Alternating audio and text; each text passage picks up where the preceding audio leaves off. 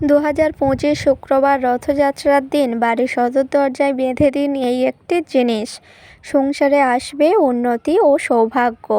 নমস্কার বন্ধুরা, আজ চলে এসেছি আরও একটি নতুন ভিডিও নিয়ে। আশা করছি ভগবানের আশীর্বাদে সকলে ভালো আছেন, সুস্থ আছেন।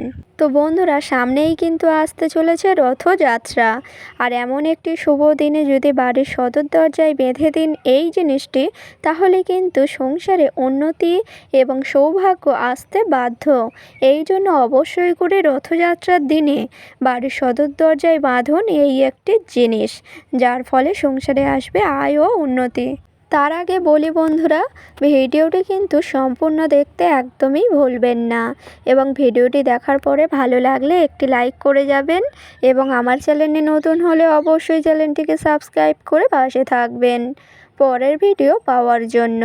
সর্বপ্রথম বলি বন্ধুরা, 2025 সালে শুক্রবার দিন কিন্তু রথযাত্রা উৎসব পালিত হবে, আর এই পুরীর জগন্নাথ দেবের উৎসব খুবই বড়োভাবেই পালিত হয়ে থাকে। আর এমন একটি শুভ দিনে যদি বাড়ির সদর দরজায় বেঁধে দিতে পারেন গোপনে এই জিনিসটি, তাহলে কিন্তু জগন্নাথ দেবের আশীর্বাদ পাবেন। আপনাদের সংসারে সুখ, শান্তি, সৌভাগ্যে ভরে উঠবে। এই জন্য অবশ্যই করে রথযাত্রার দিনে বাড়ির সদর দরজায় বেঁধে দেবেন এই জিনিসটি। দেখবেন জগন্নাথ দেবের আশীর্বাদে সংসার ভরে উঠবে সৌভাগ্যে ও অর্থে।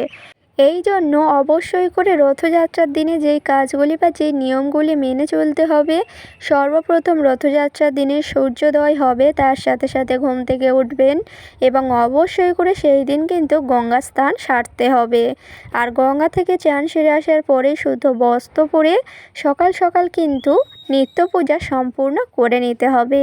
তারপরে অবশ্যই আপনারা একটি লাল শ্যালো কাপড় নেবেন, এবং সেই লাল শ্যালো কাপড়ের মধ্যে যে জিনিসটি রাখতে হবে সেটি হচ্ছে একটি ছোট চন্দন কাঠ এবং একটি 1 টাকার কয়েন।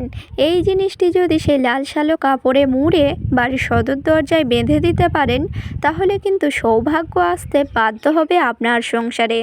এই জন্য অবশ্যই করে শুভ দিনে, এই রথযাত্রার মতো দিনে বাড়ির সদর দরজায় পারলে এই জিনিসটি বেঁধে দিন। অবশ্যই করে সেই লাল শ্যালো কাপড়ের মধ্যে একটি চন্দন কাঠ রাখবে ছোটো মতো, এবং একটি 1 টাকার কয়েন। তারপরেই কিন্তু সেই লাল শ্যালো কাপড়টি ভালোভাবে পুঁটুলি করে নেবেন। যখনই পুঁটুলি করা হয়ে যাবে, চলে যাবেন বাড়ির সদর দরজায়।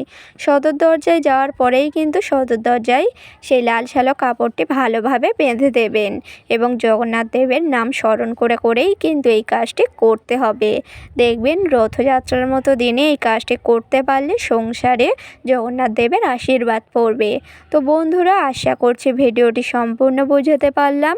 আজকের ভিডিওটি ছিল এই পর্যন্ত। ভিডিওটি ভালো লাগলে লাইক করবেন, শেয়ার করবেন, কমেন্টে লিখবেন জয় জগন্নাথ, এবং আমার চ্যানেলে নতুন হলে অবশ্যই চ্যানেলটিকে সাবস্ক্রাইব করে পাশে থাকবেন পরের ভিডিও পাওয়ার জন্য। সকলকে জানাই অনেক অনেক ধন্যবাদ। হরে কৃষ্ণ, রাধে রাধে।